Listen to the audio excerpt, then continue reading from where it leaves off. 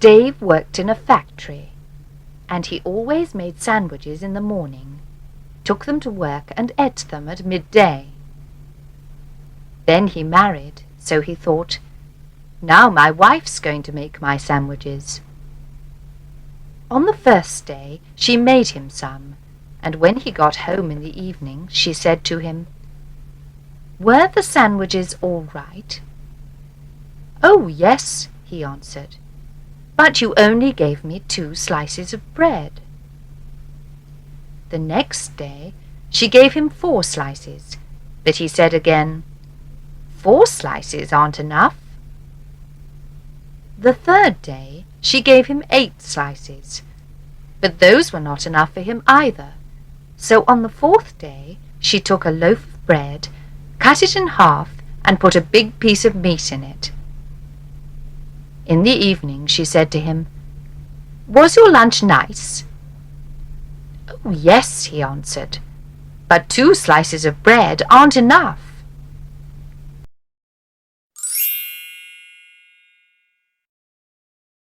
Harry didn't stop his car at some traffic lights when they were red, and he hit another car. Harry jumped out and went to it. There was an old man in the car.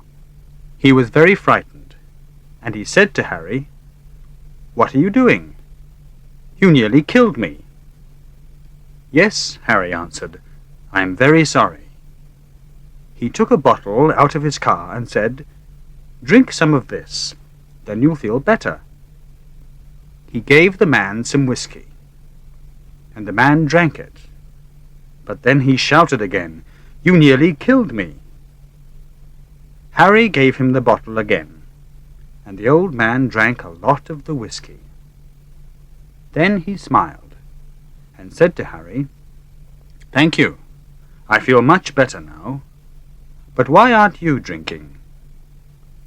"Oh, well," Harry answered, "I don't want any whiskey now. I'm going to sit here and wait for the police."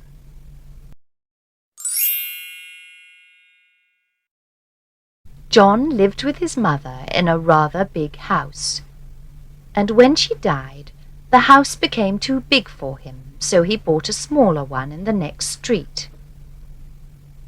There was a very nice old clock in his first house, and when the men came to take his furniture to the new house, John thought, "I'm not going to let them carry my beautiful old clock in their truck. Perhaps they'll break it, and then mending it will be very expensive."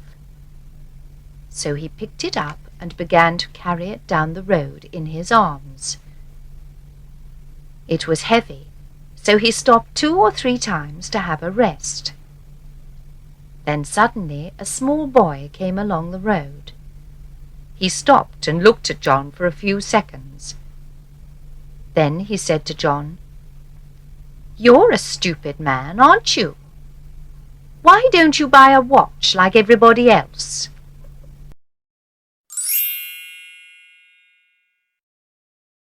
Two soldiers were in camp.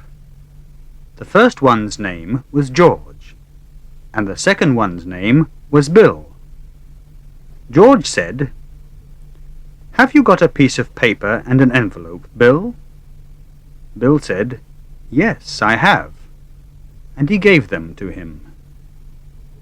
Then George said, "Now I haven't got a pen." Bill gave him his, and George wrote his letter. Then he put it in the envelope and said, "Have you got a stamp, Bill?" Bill gave him one. Then Bill got up and went to the door. So George said to him, "Are you going out?" Bill said, "Yes, I am," and he opened the door. George said, "Please put my letter in the box in the office and—" He stopped. "What do you want now?" Bill said to him. George looked at the envelope of his letter and answered, "What's your girlfriend's address?"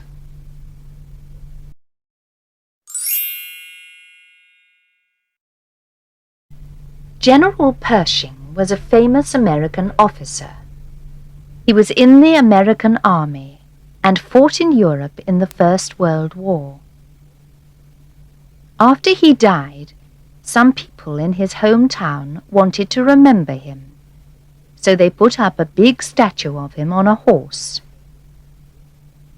There was a school near the statue, and some of the boys passed it every day on their way to school and again on their way home. After a few months, some of them began to say, "Good morning, Pershing," whenever they passed the statue. And soon all the boys at the school were doing this. One Saturday, one of the smallest of these boys was walking to the shops with his mother when he passed the statue. He said, "Good morning, Pershing," to it, but then he stopped and said to his mother, "I like Pershing very much, Ma, but who's that funny man on his back?"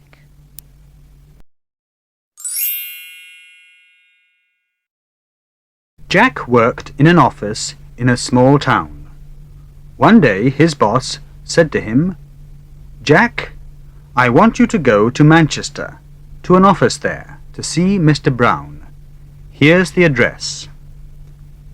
Jack went to Manchester by train.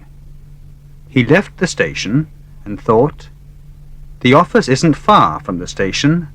I'll find it easily." But after an hour he was still looking for it, so he stopped and asked an old lady.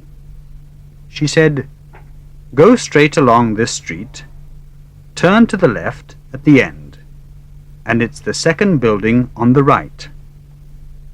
Jack went and found it. A few days later he went to the same city, but again he didn't find the office, so he asked someone the way. It was the same old lady. She was very surprised and said, "Are you still looking for that place?"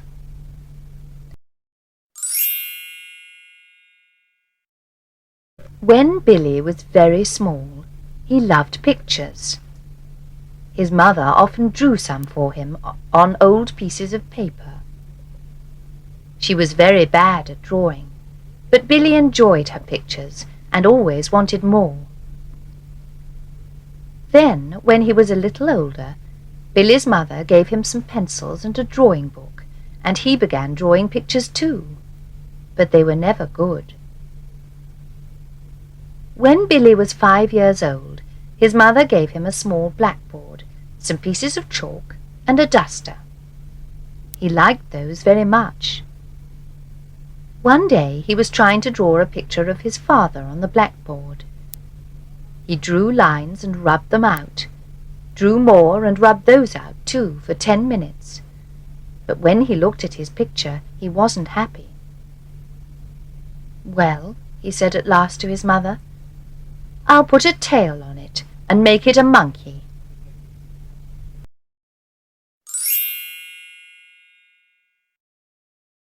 There were men soldiers and women soldiers in an army camp, and every Sunday morning they all went to church.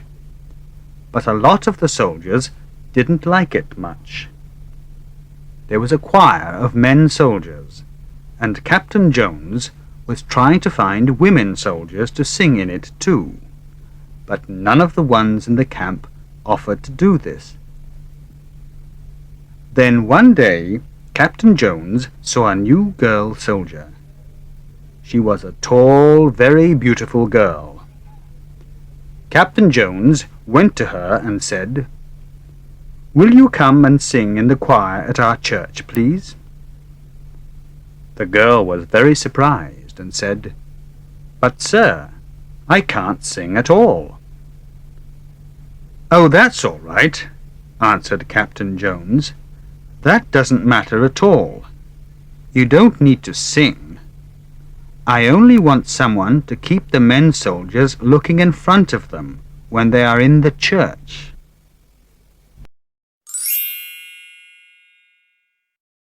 Len was 30 years old, and he had very long hair. He lived in a big city, But one year he didn't find any work there, so he went to a small town and began looking for work there. He went to a lot of places, but nobody wanted him. Then he met an old friend, and this man said to him, "People in this town don't like long hair. Why don't you go to a barber? He can cut a lot of it off, and then you can get some work." Len went to a barber and said, "Please cut most of my hair off." The barber began. He cut and cut for a long time, and then he said to Len, "Were you in the army a few years ago?" "Yes, I was," Len answered. "Why did you ask that?" "Because I found your cap," the barber said.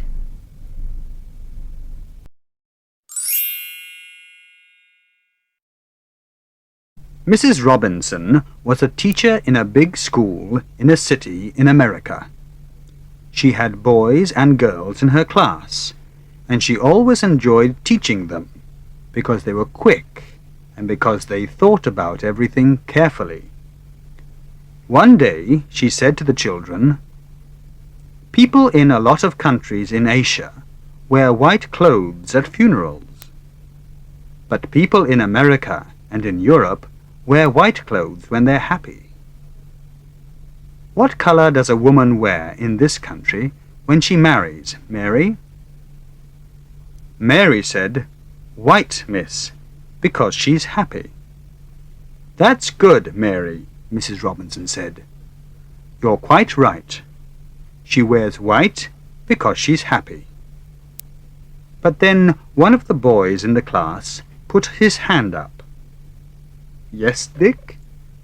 Mrs. Robinson said. "Do you want to ask something?" "Yes, please, miss," Dick said. "Why do men wear black in this country when they marry, miss?"